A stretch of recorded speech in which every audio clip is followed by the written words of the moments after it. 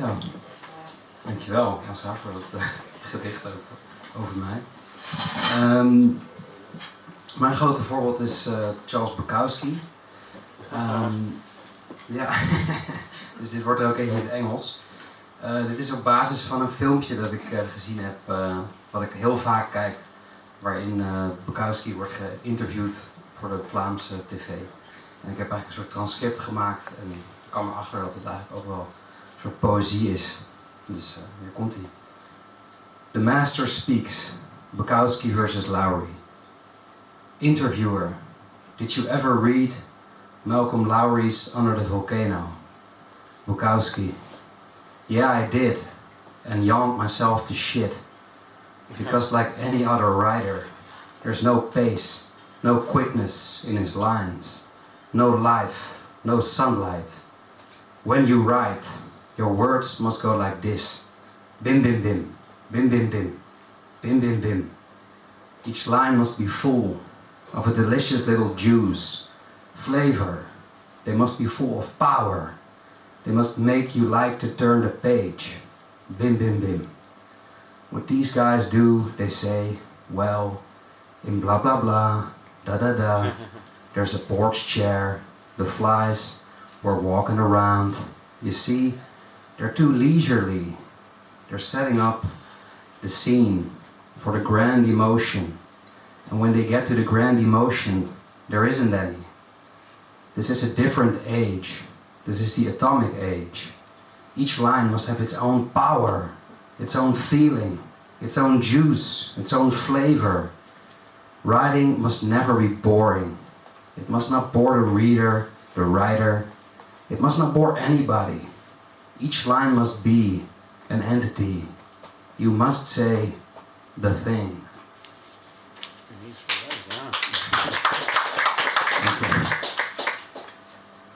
De volgende gaat ook over een soort voorbeeld. Doet me een beetje denken aan de proza van Ferry. Ook iemand die ik wel eens tegenkom.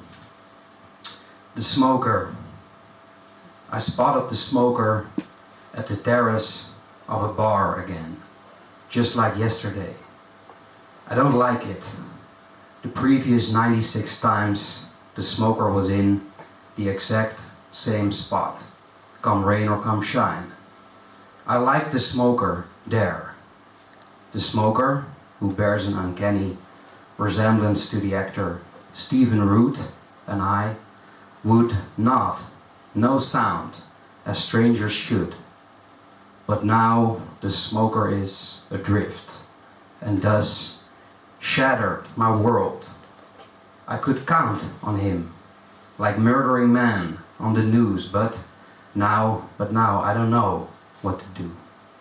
Was he never the pillar I thought him to be, whoring around town, smoking his cigarettes? I hope one day the smoker will be back at his post.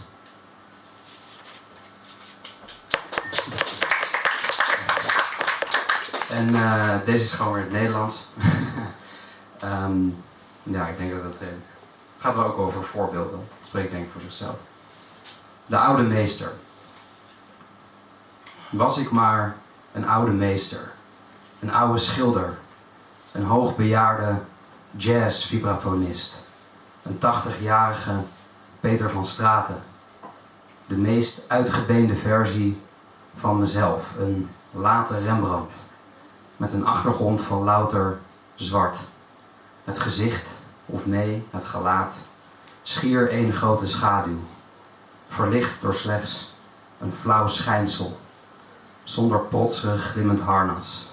Naakt in het duister. Kon ik nu al maar met minder. Maar ik ben nog jong en hongerig.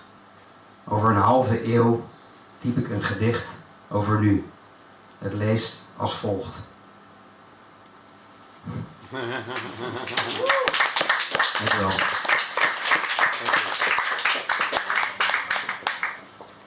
Dankjewel Charlie, altijd leuk om nieuwe dichters te verwelkomen. Het is pauze.